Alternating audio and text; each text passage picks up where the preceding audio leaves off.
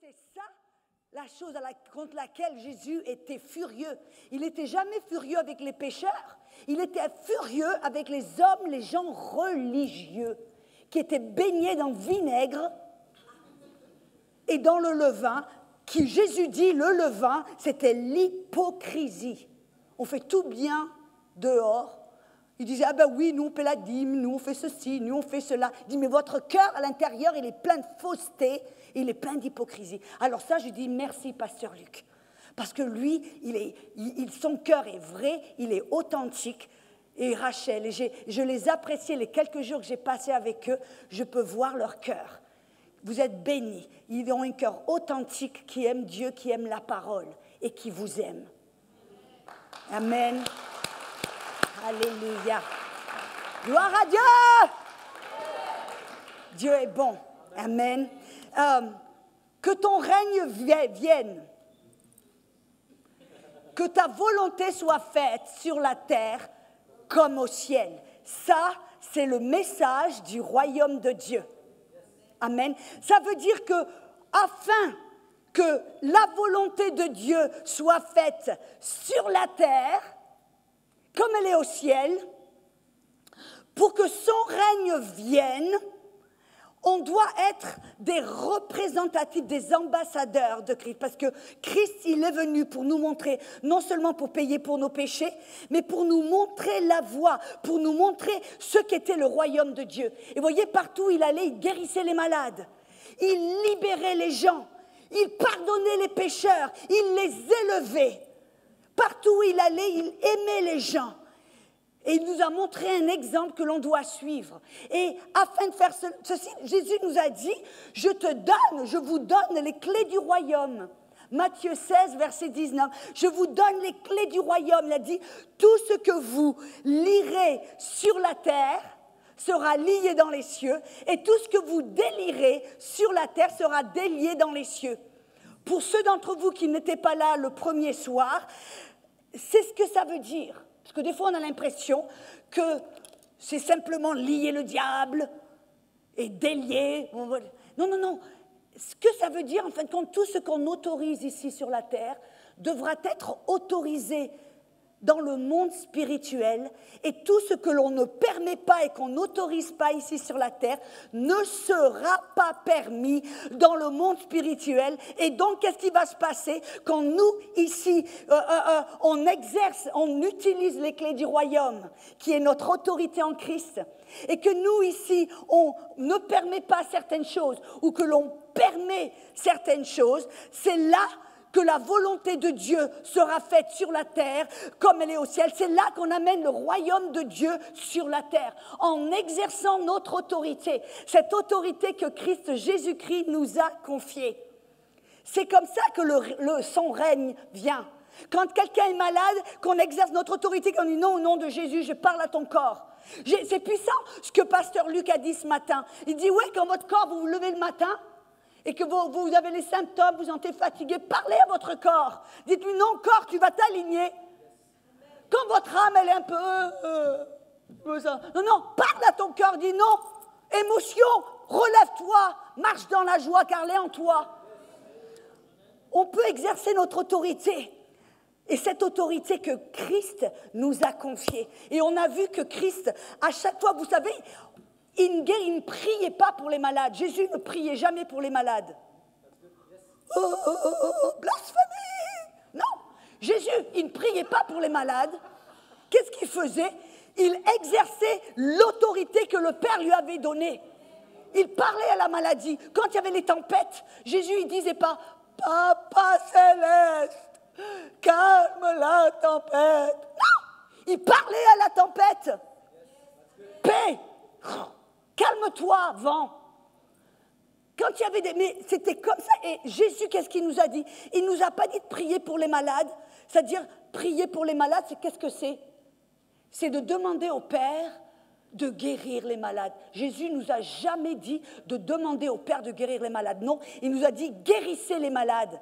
Qu'est-ce que ça veut dire? La différence, ça veut dire que guérir les malades, c'est d'exercer l'autorité que Christ nous a donnée, d'utiliser les clés du royaume. Ce n'est pas la maladie.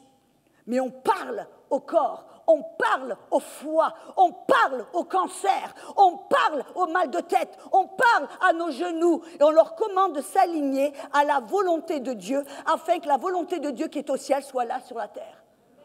Mais ce matin, je voudrais parler de quelque chose de très important. Pourquoi Jésus nous dit dans Marc 11, 23, il dit « Quiconque parle à la montagne », c'est ça, Jésus a enseigné ou nous a enseigné pour marcher par la foi, on doit exercer autorité. Les clés du royaume, exercer les clés du royaume, utiliser les clés du royaume. Et il nous a dit, vous parlez à la montagne, quiconque. Est-ce que j'ai des quiconques ce matin? Levez votre main si vous êtes un quiconque. Je suis un quiconque, donc je qualifie. Je suis qualifié pour parler à la montagne. C'est ce que Jésus voyait. Il n'y a personne qui est disqualifié. Ça veut dire que même si vous n'êtes pas pasteur, évangéliste, prophète ou quoi que ce soit, faisant partie du ministère, vous qualifiez, vous êtes qualifié. Vous n'êtes pas disqualifié du royaume de Dieu. Non, Dieu l'a dit, quiconque parle à la montagne et lui commande de se ôter et de se jeter dans la mer, mais doute pas dans son cœur, mais croit que ce qu'il dit se fera, il le verra s'accomplir. Amen. L'apôtre Paul, dans Romains 4, nous a aussi enseigné que nos paroles, c'est qui est la puissance de lier et délier, les clés du royaume. Il nous avait dit, même avec ces clés du royaume, vous pouvez parler et commander et dire d'appeler ce qui n'est pas comme s'il était. En d'autres mots, si vous êtes en mauvaise santé, que vous voyez la maladie, vous avez avec les clés du royaume la puissance et l'autorité de parler et de commander à la guérison de venir. Par exemple, moi, une petite illustration, j'avais une petite chienne qui s'appelait Coco. Et Coco, des fois, j'habite dans une maison entourée avec des arbres, des fois il y a des petits renards, il y a tout un tas d'animaux sauvages. Et ma petite chienne, elle me suit partout. Et puis tout d'un coup, elle voit quelque chose qui bouge là au fin fond. Chion, elle part. Alors Coco, je ne la vois pas. Je ne la vois plus. Alors qu'est-ce que je fais? Coco, Coco, j'appelle les choses qui ne sont pas visibles comme si elles l'étaient. Et tout d'un coup, Coco, qu'est-ce qu'elle fait? Elle se ramène et la voilà. C'est ça le principe du royaume. C'est qu'on sait que dans le royaume, tout nous a été donné. Et qu'avec ces clés du royaume liées et déliées, on peut appeler la guérison que l'on ne voit pas encore et l'appeler en disant guérison par les meurtrissures de Jésus, je suis guéri. Que le faible dise je suis fort, que le malade dise je suis guéri. C'est ça, utiliser les clés du royaume, exercer notre autorité. Et ça se fait avec nos paroles. Mais, ceci dit, pourquoi est-ce que des fois, on sait, on dit, ok, j'exerce autorité, je parle à la montagne. Et on dit, montagne, bouge, cancer, va-toi, va-t'en. Et la montagne nous regarde, le cancer nous regarde et dit, je ne vais pas partir, je ne pars pas. On parle à la montagne, elle ne part pas. On parle au cancer, il ne part pas. Pourquoi? On se dit, mais je sais, j'ai l'autorité, on sait qu'on a l'autorité en Jésus-Christ. Mais pourquoi elle ne fonctionne pas, mon autorité? Pourquoi est-ce que la montagne ne s'enlève pas? Pourquoi? Alors ce matin, je voudrais adresser ce petit problème. Parce que ton règne vienne, que ta volonté soit faite sur la terre comme au ciel, c'est exercer l'autorité qui nous a été confiée, c'est représenter Christ sur la terre, c'est avec nos paroles exercer le ministère de Jésus et exercer cette autorité. Pourquoi est-ce que nos paroles, non, la montagne ne bouge pas? Donc si vous me permettez, je voudrais répondre très vite à cette question ce matin. Allez avec moi si vous pouvez dans Jacques chapitre 1. Jacques chapitre 1.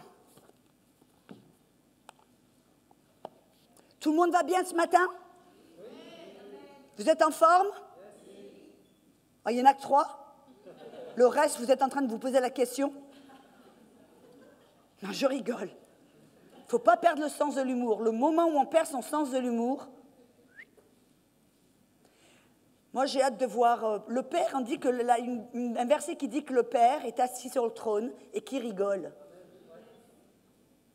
Et donc, si le Père rigole, ça veut dire, et qu'on est assis à la droite du Père en Christ, ça veut dire qu'on a intérêt à rigoler aussi, même si on ne comprend pas la blague. Amen. Jacques, chapitre 1, verset 26. Est-ce que ça vous est arrivé de lire un verset, peut-être plein de fois, et tout d'un coup, vous l'avez lu, vous le connaissez même par cœur, et un jour, vous lisez ce verset, il y a quelque chose des paroles qui sortent de la page presque. C'est ce qui m'est arrivé ce jour-ci. Dans Jacques, chapitre 1, 26, il dit « Si quelqu'un pense être religieux et qu'il ne tienne pas sa langue ou qu'il ne bride pas, tient sa langue en bride, qu'il ne tienne pas sa langue en bride, mais séduise ou trompe son cœur, la religion de cet homme est vaine. » Ça, c'est la Darby. Je vais la lire dans la Louis II. Si quelqu'un croit être religieux, sans tenir sa langue en bride, mais en trompant son cœur, la religion de cet homme est vaine. Quand j'ai lu ce verset, il y a deux mots qui sont sortis de la page, qui ont explosé, façon de parler. La parole en bride et la parole vaine. Et donc, qu'est-ce que j'ai fait comme toute enseignante? J'ai sorti ma concordance, mes dictionnaires, j'étais voir un petit peu qu'est-ce que c'est que ces paroles voulaient vraiment dire. Il y avait quelque chose là, à l'intérieur, que je devais un petit peu creuser pour trouver. Amen. Et j'ai découvert que la parole en bride, ça veut dire guider, conduire, tenir sous contrôle, restreindre et maîtriser. C'est pour ça, en bride, on prend un animal en bride. Pourquoi on le met? On prend un cheval en bride, pourquoi? Pour le guider, pour l'amener sur le bon chemin, pour le contrôler. Amen. Pour le restreindre et le maîtriser. Et la parole en vaine, j'ai découvert que la parole en vaine, ça veut dire dépourvu de force et de puissance, sans succès et résultat. Alors on voit là que ce verset Jacques 1, 26 nous dit que si quelqu'un croit être religieux, mais qu'il ne guide pas sa langue, ses paroles, qu'il ne tient pas sa langue sous contrôle, qu'il ne la restreint pas, qu'il ne la guide pas, qu'il ne la contrôle pas, la religion de cette personne, et qui trompe son cœur, la religion de cette personne est sans puissance, sans force, sans résultat et sans succès. Bien sûr, on sait que quand Dieu parle, les choses arrivent. Quand Jésus parlait à la montagne, alors la montagne, elle avait intérêt de se dégager. Et elle le faisait, n'est-ce pas? On voit que Dieu, quand il parlait à la montagne, ou il parlait aux démons, ou il parlait à la maladie, il leur obéissait. Il n'avait aucun autre choix mais de se jeter, entre guillemets, dans la mer, de se ôter. Pourquoi est-ce que la parole de Dieu, quand Jésus parlait, il y avait de la puissance? Quand Dieu parle, c'est des choses qui se passent. Pourquoi? Pourquoi? Parce que Dieu, la parole nous dit que, écoutez dans Hébreux, je crois que c'est dans Hébreux chapitre 1 verset 3, il dit que Dieu soutient toutes choses par la parole de sa puissance. Vous avez remarqué?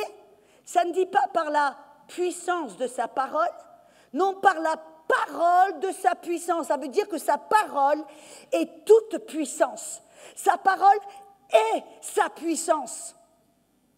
Et pourquoi est-ce que sa parole est la puissance? En fin de compte, toute la puissance de Dieu est encapsulée dans sa parole. Pourquoi est-ce que sa parole a tellement de puissance quand notre parole, on parle à la montagne, la montagne nous regarde en rigolant, en disant « Non, moi je ne bouge pas ». Pourquoi est-ce que la parole de Dieu a tellement de puissance et que notre parole ne semble pas avoir la même autorité, la même puissance que Dieu a? Pourquoi? Parce que la Bible nous dit dans Psaume 138, verset 2, il dit que Dieu a élevé exalter, magnifier sa parole, même au-dessus de son nom. Et bon, nous, on sait que le nom de Jésus est puissant. Nous savons que le nom de Jésus, tout genou va devoir s'affléchir. Mais Dieu, il a dit qu'il a même élevé sa parole au-dessus de son nom. La parole de Dieu est même au-dessus que le nom de Dieu. On voit aussi que Dieu, dans Jérémie 1,12, la parole nous dit que Dieu, il veille sur sa parole pour l'accomplir, pour l'exécuter. Ça veut dire que la parole de Dieu a toute puissance. Pourquoi? Parce que sa parole a toute intégrité. Écoutez avec moi. Allons dans Nombre 23, Nombre 23, verset 19. Nombre 23, verset 19, dit « Dieu n'est point un homme pour mentir, ni un fils d'un homme pour se repentir ou pour changer. Ce qu'il a dit, ne le fera-t-il pas? Ce qu'il a déclaré, ne l'exécutera-t-il pas ?» En d'autres mots, la parole de Dieu a toute puissance et puissance parce que sa parole a toute intégrité. Quand Dieu parle, il le fait. Et non seulement il l'exécute et il le fait, mais il veille sur sa parole pour l'exécuter. Quand quelque chose sort de la bouche de Dieu, il le fait. Il l'exécute. Il veille comme un rapace, façon de parler, sur sa parole. Parce que si c'est sorti de sa bouche, ça doit se faire. Alléluia. Psaume 89, on en voit une de plus. Psaume 89. Alléluia. Vous savez, Dieu nous aime, vous le savez ça. Est-ce que vous savez que Dieu vous aime? Est-ce que Dieu vous aime? Est-ce que Dieu vous aime? Il vous aime tellement qu'il ne veut pas vous laisser comme vous êtes. Dieu m'aime tellement qu'il ne va pas me laisser comme je suis. Il exige que je change. Il exige que je grandisse, que je croisse, que je veuille évoluer et changer. Il m'aime tellement, il ne va pas me laisser comme je suis. Alors Dieu nous aime, amen. Alléluia.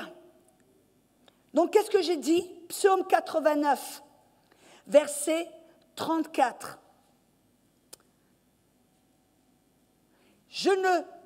Verset 35. Je ne violerai point. Commençons par le verset 34, c'est bon quand même. Il dit, mais je ne retirerai point ma bonté, je ne trahirai pas ma fidélité, je ne violerai pas au point mon alliance et je ne changerai pas ce qui est sorti de mes lèvres. Une fois de plus, on voit pourquoi est-ce que la parole de Dieu a toute puissance et pourquoi la parole de Dieu est puissance. Pourquoi? Parce qu'on peut compter sur sa parole. Sa parole a toute intégrité. Et mesdames et messieurs, le jour où la parole de Dieu perd son intégrité, il y a tout l'univers qui va se détruire. Parce qu'on a vu dans Hébreux 1:3 que tout est soutenu par la puissance ou par la parole de sa puissance. Pourquoi? Parce que sa parole a toute intégrité. Dieu, quand il parle, il l'exécute, il veille pour l'exécuter, il le fait et il ne va pas changer. Il ne va pas dire « Ah ouais, je fais ça aujourd'hui, demain je change d'avis ». Non, Dieu, il parle, il le fait. Alléluia. Et alors, regardons un petit peu, est-ce que ça ne vous dérange pas? Parce que, oui, même si ça vous dérange, parce qu'on en a besoin. Regardez avec moi, le Seigneur m'a montré ça et je crois que c'est tellement puissant. Allons dans Josué chapitre 9. Vous voyez, c'est pour ça, la Sainte Seine, c'est une alliance. C'est une alliance où Dieu, il a fait une alliance, c'est une promesse de Dieu. Qu'est-ce que ça représente, la promesse de Dieu? Je ne vous quitterai jamais, je ne vous abandonnerai jamais. Tous vos péchés sont pardonnés. Avec mon corps qui a été rompu pour payer pour votre maladie, pour vous donner la force. Ça, c'est sa promesse. À chaque fois qu'on participe à la Sainte Seine et qu'on célèbre sa mort, qu'est-ce qu'on fait? On se rappelle de sa promesse, de son alliance qui a dit « Tous tes péchés sont pardonnés, tes maladies sont guéries. » Et c'est mon alliance que j'ai faite avec toi et je ne changerai jamais d'avis et d'idée. Je ne la retirerai jamais.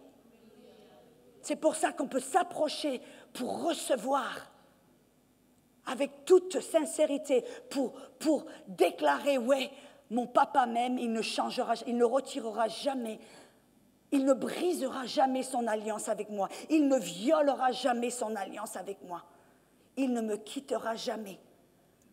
Donc, qu'est-ce que j'ai dit? Josué chapitre 9. Alléluia. Josué chapitre 9. Regardons dans le verset 3 et 4. Vous vous rappelez, quand le peuple d'Israël a été appelé à sortir d'Égypte, bon, ils sont marchés pendant 40 ans à cause de leur incrédulité. Dans le désert, ce n'était pas la volonté de Dieu. Le voyage aurait dû prendre 11 jours.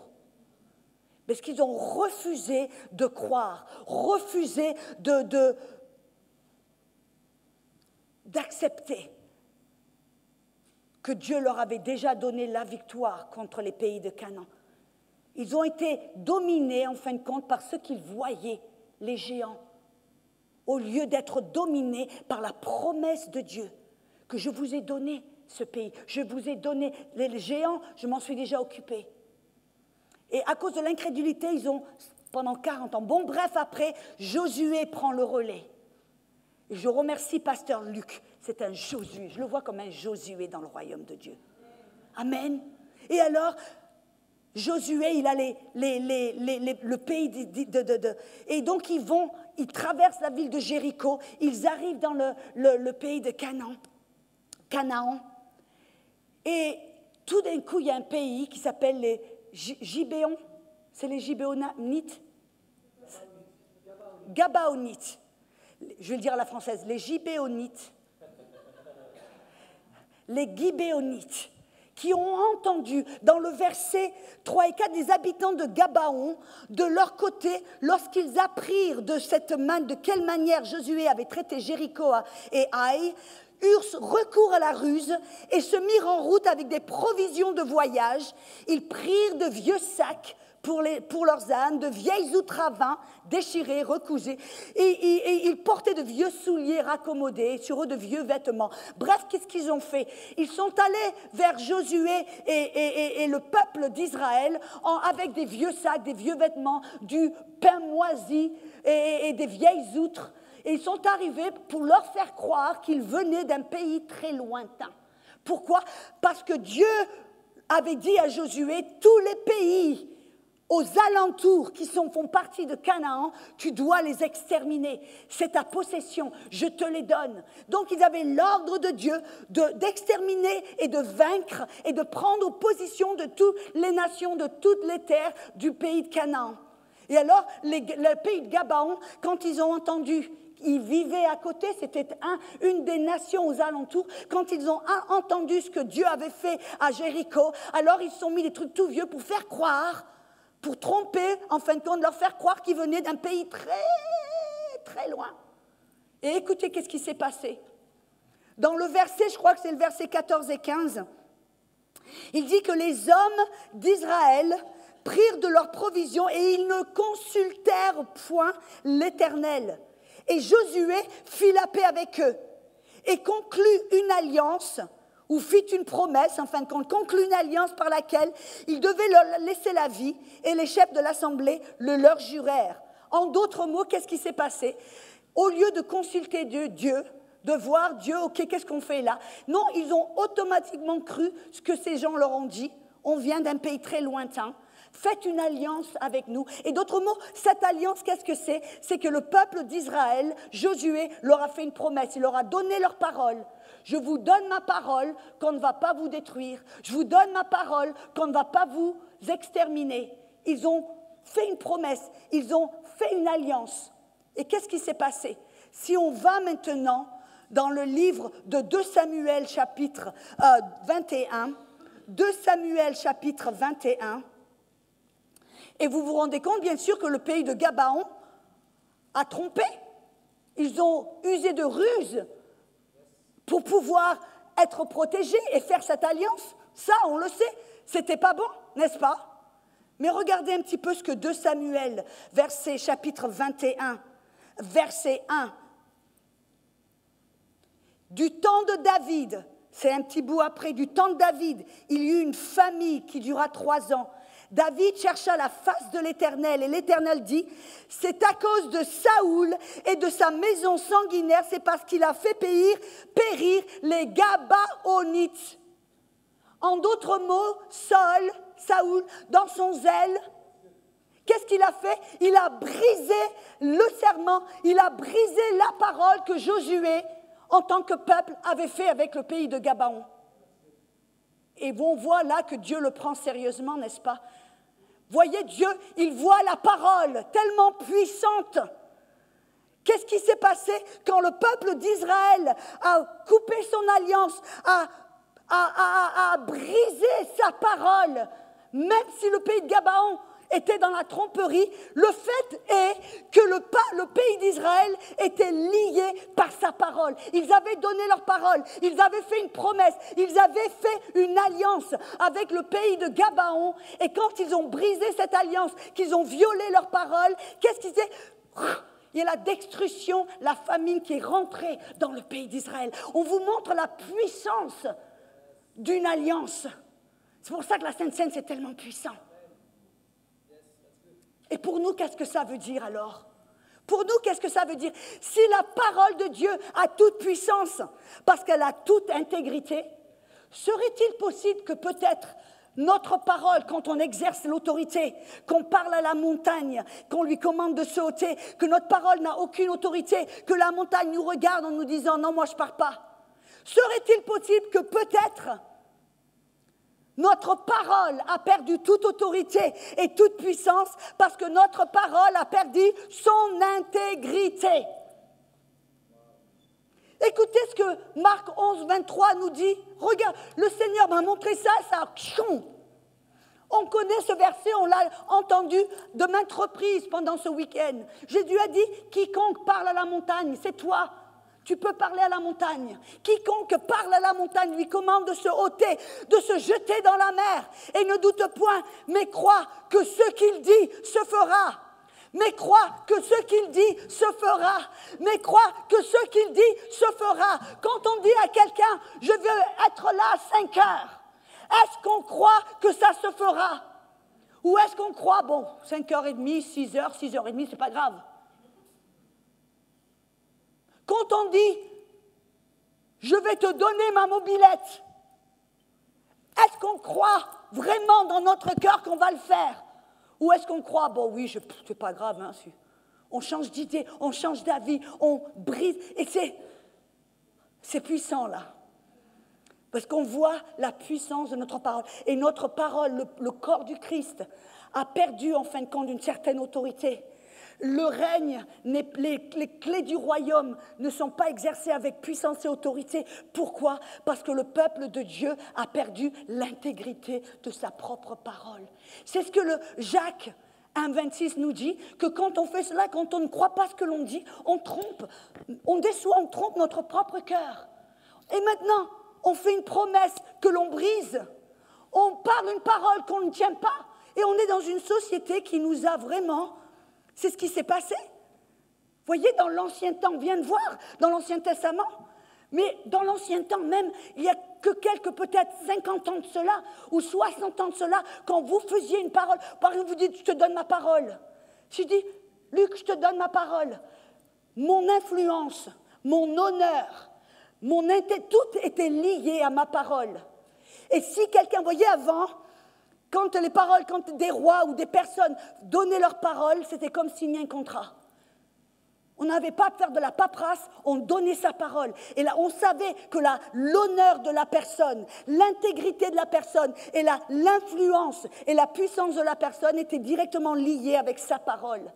Et si quelqu'un avec qui on faisait des affaires brisait sa parole, alors maintenant tout l'entourage, personne n'aurait voulu faire du business, des affaires avec cette personne. Parce que la personne qui avait perdu sa parole, l'intégrité, était maintenant... Mais qu'est-ce qui s'est passé au cours du fil des années? Au cours des années, qu'est-ce qui s'est passé? On nous a convaincus, le diable nous a convaincus, programmés que notre parole n'a aucune importance. On peut parler des choses à la légère. On peut faire des promesses, les briser, ce n'est pas grave.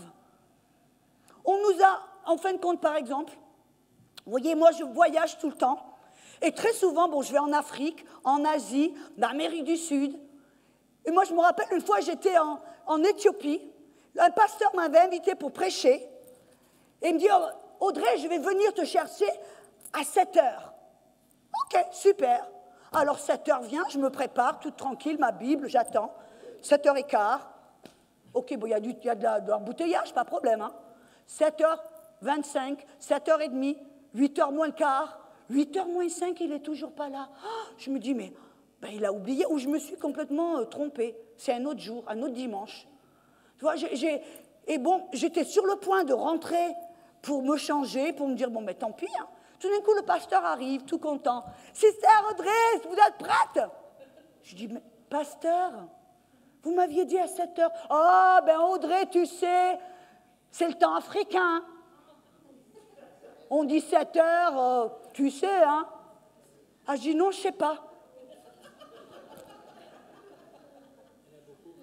Et moi, partout, je vais en Amérique du Sud, c'est le temps bolivien, le temps colombien. Je vais en Asie, bon, c'est le temps vietnamien. Mais voyez, on nous a tellement... On fait des promesses qu'on ne tient pas. On dit à quelqu'un, je vais faire ceci, on ne le fait pas. Parce qu'on nous a convaincu nos paroles, mais ce n'est pas grave, on peut changer d'idée, on peut changer de retour. La vie n'est pas parfaite. Non, non, ce que l'on ne sait pas, c'est que c'est le diable qui nous a, d'une manière convaincue, que nos paroles n'ont aucune puissance, parce qu'il sait. Il sait que si on perd l'intégrité de notre parole, on perd l'autorité, on perd la puissance. Et lui, alors, il a le dessus. On peut parler tout ce qu'on veut à la montagne, parce qu'on a vu, Jésus a dit, vous pouvez parler à la montagne, lui commander de se ôter, de chuter dans la mer. Et vous ne doutez pas dans votre cœur, mais parce que vous croyez que ce que vous dites se fera. Vous voyez, on peut parler à la montagne le dimanche matin, mais si le lundi, mardi, mercredi, jeudi, vendredi et samedi, on parle, on dit des choses et on ne croit pas et on ne sait pas que ça se fera, qu'on ne va pas veiller sur ces paroles pour l'exécuter, qu'on va parler des choses et violer nos paroles, briser nos paroles. Alors le dimanche, on peut parler à la montagne, tout ce qu'on veut, la montagne nous regarde et... Oh oui, toi, tu ne crois même pas en ta parole. Pourquoi est-ce que je vais croire en ta parole? On doit apprendre à exercer... marcher dans l'autorité que Jésus nous a donnée. C'est pour cela. Vous voyez, c'est pour ça que je dis à des gens, ne me demandez pas mon avis si vous ne voulez pas avoir la vérité. Bon, je ne vais pas être méchante, hein, mais je ne vais pas mettre mon intégrité en comment on dit en jeu, j'allais dire en géopardie. Je ne vais pas mettre mon autorité en jeu, je ne vais pas briser mon autorité juste parce que je ne veux pas vous faire du mal. Non, mais ne me demandez pas mon avis. Par exemple, on peut le faire d'une manière très gentille. Moi, si j'ai une amie qui vient et qui se met une robe et que la robe ne lui va pas du tout, que ça la rend totalement moche, c'est ça que j'apprécie Valérie, elle me dit la vérité. Elle est gentille, elle est très gentille, mais elle va me dire la vérité. Elle m'a dit des choses gentilles, donc c'est bon.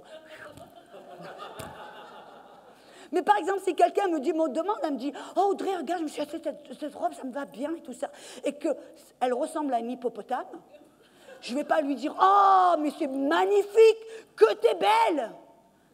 Non, mais il y a une manière diplomatique et gentille pour garder notre intégrité. Alors je lui dis « Écoute ma chérie, tu sais, la robe que tu avais l'autre jour, tu sais la robe, cette robe, ah ben, moi je crois que ça te va beaucoup mieux. » Vous voyez, en un côté, vous n'avez pas besoin de dire quelque chose que vous ne croyez pas dans votre cœur, mais vous pouvez le faire avec gentillesse. Vous comprenez ce que je veux dire? Et on est dans une société maintenant où on doit être politiquement correct. C'est-à-dire qu'on ne peut rien dire qui va offenser quelqu'un ou quelque... Non, non, non. Qu'est-ce que c'est ça? C'est une mise en scène de l'ennemi, une stratagème de l'ennemi pour nous clouer le bec, premièrement, et pour nous faire perdre notre intégrité. De fait qu'on exagère la vérité. Elle devient évangélastique. Vous voyez ce que je veux dire? Ah ouais, j'ai été faire une campagne évangélique et il y avait peut-être 20 000 personnes, tout d'un coup, il y en avait 100 000. Ne regardez pas de travers comme ça. On va faire la pêche, on attrape un poisson qui est comme ça, tout d'un coup, ce poisson, il a doublé. On dit, mais c'est pas grave. Non, non, c'est très grave. Pourquoi? Parce que notre intégrité est en jeu. Notre autorité est en jeu. Et on doit garder, protéger notre intégrité. Si on veut garder, protéger notre autorité, de faire en sorte que l'on peut parler à la montagne, parler au cancer, parler à la maladie, parler à la pauvreté, parler aux problèmes et lui commander de se ôter. Et que parce qu'on a gardé l'intégrité de nos paroles et de notre cœur, on sait que quand on commande à la montagne de se ôter, on sait qu'elle va devoir bouger. Mais si votre cœur est trompé d'avance, vous pouvez parler tout ce que vous voulez, votre cœur et votre bouche, elles ne sont pas en accord, ça ne va pas marcher. Amen. Gloire à Dieu. C'est pour ça que Jésus a dit que votre parole soit oui, oui, non, non. Tout ce qui est autour, ça vient du malin. Ça veut dire que si vous dites oui, mais non, mais peut-être, ah oui, mais j'ai changé d'avis, ça vient de l'ennemi. Ça vient du malin. C'est ce que Jésus... Ne regardez pas de travers, ce n'est pas moi qui l'ai dit, c'est Jésus. Il dit que votre oui soit oui, votre non soit non. Mais voyez, écoutez bien, Dieu nous aime tellement qu'il veut qu'on change. On doit être des ambassadeurs, des représentatifs du royaume de Dieu. Ça veut dire que des fois, on va devoir changer notre façon d'aborder, de voir les choses, de faire les choses. Alléluia. Que votre parole soit oui, oui, non, non. Psaume 15, verset 4.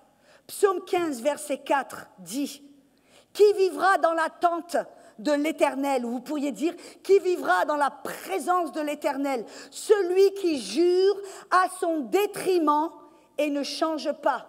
Qu'est-ce que ça veut dire? Ça veut dire que quand vous faites une promesse, même si tout d'un coup ça ne vous convient plus, qu'il y a des choses qui ont changé, même si tout d'un coup, vous n'êtes plus d'accord, si même tout d'un coup, il y a non, vous avez donné votre parole, vous ne devez pas changer, même si ça vous coûte tout, même la peau des fesses. Excusez-moi, mais c'est la vérité. Mais c'est vrai. Qu'est-ce que ça veut dire que si moi, je dis à Olivier, Olivier, je te promets, je te donne 100 €. Et tout d'un coup, j'arrive à la maison et je dis, oh, mais qu'est-ce que j'ai fait cette promesse? Mais pourquoi j'ai dit ça? Tout d'un coup, je dis, oh, mais moi, tu vois, oh, ces 100 €, vraiment, je voudrais les dépenser pour m'acheter une nouvelle robe et des nouvelles chaussures. Alors non, tu vois, oh, ben écoute, Olivier, c'est pas grave, il comprendra. Ouais, peut-être que Olivier, il comprendra ou comprendra pas, mais moi, j'ai brisé ma parole. Et je perds mon intégrité. Et la prochaine fois que je vais vers Olivier, que je lui dis, oh, Olivier, alors ouais, je vais te prêter ma voiture. Olivier m'a regardé en me disant, ouais, tu me prêtes ma voiture, c'était comme les 100 € alors. Hein. Et là, vous perdez votre crédibilité, non seulement sur cette terre, mais dans le royaume de Dieu. Vous perdez votre autorité, votre puissance dans le royaume de Dieu. Excusez-moi pour être passionné, mais moi, ça a changé ma vie. Écoutez ce verset, Nombre 30, verset 2. Quand un homme aura fait un vœu ou une promesse à l'Éternel, ou quand il aura fait un serment pour lier son âme par une obligation, écoutez-moi bien, quand vous faites une promesse, votre âme dans le royaume de Dieu est liée par une obligation. Il ne violera pas sa parole, il fera selon tout ce qui sera sorti de sa bouche. Ça veut dire que si ça me coûte tout, si ce n'est pas pratique, si ce n'est pas facile, quoi que ce soit, je dois veiller comme Dieu sur ma parole pour l'exécuter. Même si ça me coûte, parce que je sais que ce petit truc qui va être de l'inconvénient, comment on dit, inconvénient, qui ne va pas être pratique, qui ne va pas être inconvénient, voilà, inconvenient, ça va être inconvénient pour un petit bout de temps. C'est pas important, parce que ce qui est le plus important, c'est l'intégrité de mon cœur, la vérité de mon cœur. C'est pour ça, vous savez, que Jésus, partout il a dit, faites attention, prenez garde du levain des pharisiens. Prenez garde du levain. Et quand il parlait du levain, de quoi parlait-il? Il ne parlait pas du péché, il parlait de l'hypocrisie de l'homme, qui paraissait tout bien devant, mais à l'intérieur, il n'y avait plus de vérité, il n'y avait plus d'intégrité, c'était tout de la surface. Et à l'intérieur, c'était faux. On doit être des personnes. Nous, dans le royaume de Dieu, nous devons être des personnes de la plus grande intégrité. Des personnes de vérité. Même si des fois, la vérité, ça fait du mal, il vaut mieux avoir un peu mal pour un tout petit peu de temps et marcher en vérité et en intégrité. Alléluia. Notre autorité est liée à notre parole. Donc ce matin, sans plus tarder, mais vous voyez, ce n'est pas un message de condamnation, surtout pas. Moi, je ne suis pas dans la condamnation, à vous taper, non, à me taper dessus, à vous taper dessus, non, je ne suis pas dans ça. Non, moi, qu'est-ce que c'est que je vois? Vous voyez, quand le Seigneur m'a montré ceci, même pour ma propre vie, et j'ai dû faire un petit peu des ajustements, j'ai dû prendre une décision en disant, ok, quel genre de personne est-ce que je veux être dans le royaume de Dieu? Moi, je vois ça comme un message d'encouragement et d'espoir. D'espoir, pourquoi? Parce que maintenant, il y a de l'espoir, je peux changer. Même si on a perdu quelque part notre intégrité, peut-être, parce qu'on a été convaincu et dupé par le diable en disant ta parole, c'est pas grave. Tout le monde exagère, tout le monde fait des promesses et les brise, tout le monde dit, c'est devenu tellement courant dans notre culture. Mais ce que l'on doit savoir, c'est que oui, même si ça fait partie de notre culture et de notre société, la culture du royaume de Dieu, elle superside, elle va au-delà, au-dessus, bien en haut de la culture de la France ou de la francophonie. On doit être des personnes du royaume de Dieu. Ça veut dire que dans le royaume de Dieu, c'est comme ça que ça fonctionne. Alors c'est comme ça que je vais choisir de fonctionner. Même si notre culture terrestre, là, elle est d'une certaine manière, alors moi je dis non, je vais être une personne du royaume de Dieu. Je ne vais pas me rabaisser à être une personne charnelle, terrestre, et à me soumettre à la culture. Non, je vais m'élever bien au-dessus. Et pour moi, c'est un message d'espoir, parce que ça veut dire que je peux changer. Je peux changer. Je peux changer. Ça veut dire que je vais prendre une décision en me disant, ok, peut-être je reconnais déjà. Vous voyez, la plus grande preuve de changement et d'humilité, c'est de reconnaître qu'on n'est pas tout parfait, qu'on a quelque chose qu'on doit changer. Quand on reconnaît notre problème, vous voyez, on dit à un alcoolique, le premier pas d'un alcoolique, c'est de reconnaître qu'il est alcoolique. Le premier pas d'une personne d'intégrité, c'est de reconnaître qu'ils ont un petit manque d'intégrité. C'est de la bonne prédication. Hein. Je sais que c'est un peu silencieux. Il est où, Olivier? Voilà. Pour ceux qui ne comprennent pas, c'est une blague interne. Vous faites pas de... Mais pour moi, je sais que c'est de l'espoir. Parce que ça veut dire que si j'ai assez d'humilité pour reconnaître ma faute, ou je peux l'admettre, dire, ok, maintenant, Saint-Esprit, toi, tu m'aides. Je vais prendre une décision maintenant à regagner, récupérer, restaurer mon intégrité. Parce que votre intégrité, mon intégrité, on peut la récupérer. Elle n'est pas perdue pour toujours. On peut regagner notre autorité en regagnant notre intégrité. Amen. Et on peut le faire, mais c'est une décision qu'on doit prendre. On doit se dire, ok, je reconnais et je prends cette décision. Et quand on prend cette décision, on sait que ce n'est pas une décision qui se fait à la légère. Ce n'est pas une décision qu'on prend une fois pour toutes et amen, alléluia. Non, c'est une décision qu'on va devoir prendre tous les jours. Tous les jours. Chaque jour, on est confronté avec une décision. Chaque jour, on est confronté à briser notre parole. Chaque jour, on est confronté à exagérer. Ou chaque jour, on est un petit peu tenté d'exagérer ou de faire un petit mensonge. Chaque jour, c'est là, chaque jour qu'on se rappelle de notre décision. Alors moi, je crois que c'est bon. Pour moi, ça me donne de l'espoir parce que je dis, Seigneur, ça veut dire que la même autorité que Jésus avait, je peux avoir cette autorité. Parce qu'il y avait des moments où je pouvais parler à la montagne et la montagne me regardait en disant « Tu crois vraiment ça ou pas ?» Parce que hier, tu as dit ça et tu ne croyais pas vraiment. Maintenant, je sais que on peut regagner, on regagne notre intégrité. Et on peut être comme Jésus, marcher, qu'on a la même autorité que Jésus, mais elle ne fonctionne pas comme celle de Jésus à cause de notre manque d'intégrité. Ça, c'est une des raisons, bien sûr. Je ne prétends pas couvrir tout le spectrum ou toute la sphère, mais je crois que c'est une des raisons majeures pourquoi le peuple chrétien ne marche pas dans cette puissance. Amen. Alors ce matin, tout d'abord, je vais vous demander de fermer vos yeux.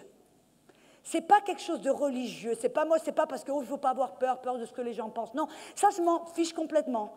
C'est pour que vous vous enfermiez dans votre petit sanctuaire, où tout d'un coup, c'est plus les autres et vous, c'est vous et Dieu. Vous pouvez faire un compte-rendu et regarder dans votre cœur. Faire une petite examination, si vous me permettez, pour regarder en disant, ouais, est-ce que c'est quelque chose qui est pertinent pour moi, quelque chose que je dois changer. Et alors, avec les yeux fermés, recueillez-vous pendant quelques minutes, recueillez-vous. Et je vais vous demander, si c'est votre cas, de lever votre petite main. Je veux voir votre main. Personne, je veux voir votre main. Alléluia. Merci pour votre honnêteté, pour votre intégrité, votre humilité. Ça déjà, c'est le premier signe d'intégrité. C'est de marcher dans la vérité. Alléluia. Oui, je vois ses mains. Alléluia, alléluia. Oui.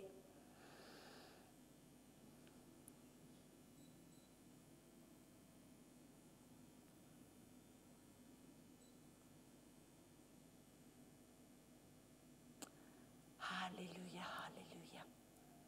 Et donc, ce serait bien ce matin. Oui, vous pouvez baisser vos mains. Ce serait bien ce matin, donc, de nous approcher du Père avec intégrité et vérité, en disant, Seigneur, je prends cette décision ce matin de récupérer cette intégrité. Parce que vous savez, la plupart d'entre nous, on ne le fait pas par malice, par intention mauvaise, on le fait parce qu'on ne sait pas. Parce qu'on ne savait pas que notre parole était si importante. On ne savait pas que notre intégrité était en jeu. Et on a été, en fin de compte, embarqués dans le courant de notre culture et société. Mais alors ce matin, c'est un moment pour aller contre-courant. Ça ne va pas être facile d'aller contre le courant, mais c'est primordial. Alors je vais vous demander de faire un pas de foi. Je vais vous demander de vous lever. Alléluia. Levez-vous avec assurance en disant, moi, je choisis de me lever, Seigneur.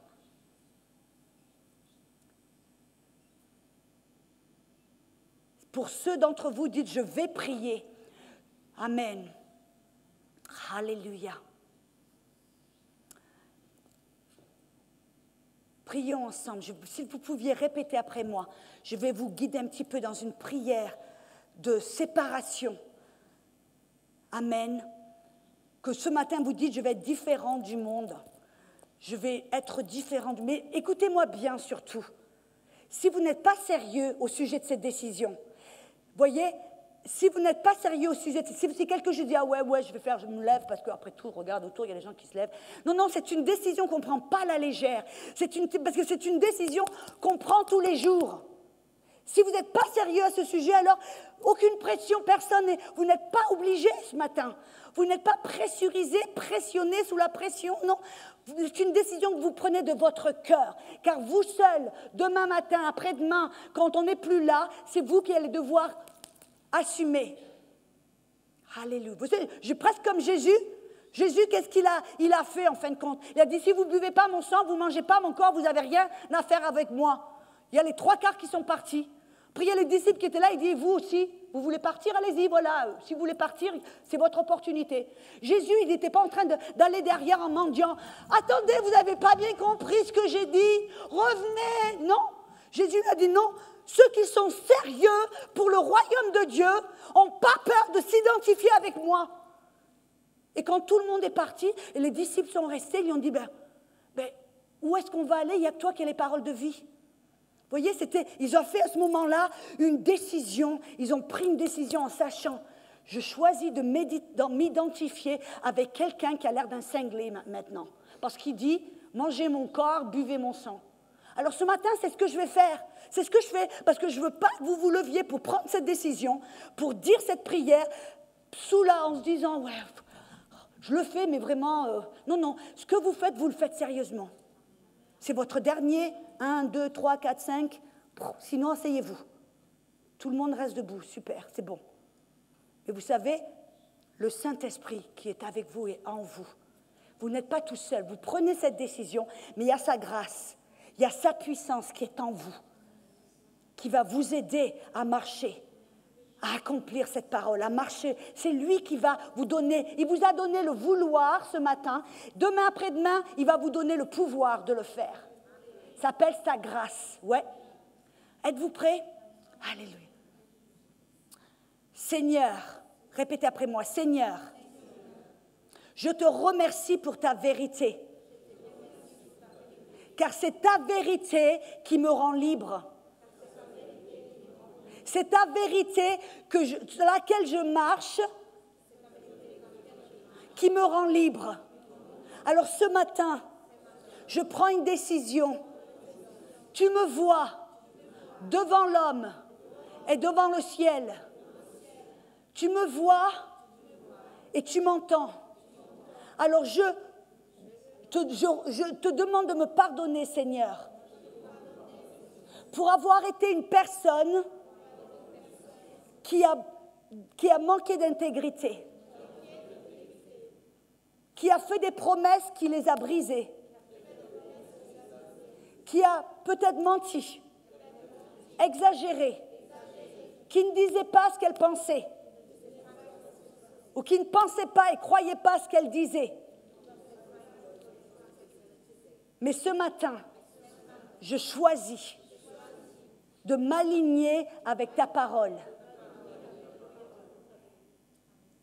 Et je choisis d'être une personne d'intégrité, de rester dans la vérité, afin de récupérer mon intégrité et mon autorité. Saint-Esprit, je te remercie pour ta puissance qui vit en moi.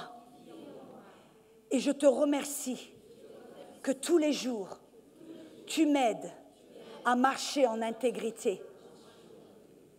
Et je te donne permission, Saint-Esprit, de me rappeler cette prière. Je te donne la permission, Saint-Esprit, de me percuter, de me bousculer, de me montrer quand je suis tentée de briser ma parole.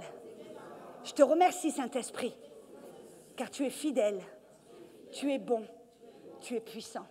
Merci, Seigneur. Amen. Alléluia.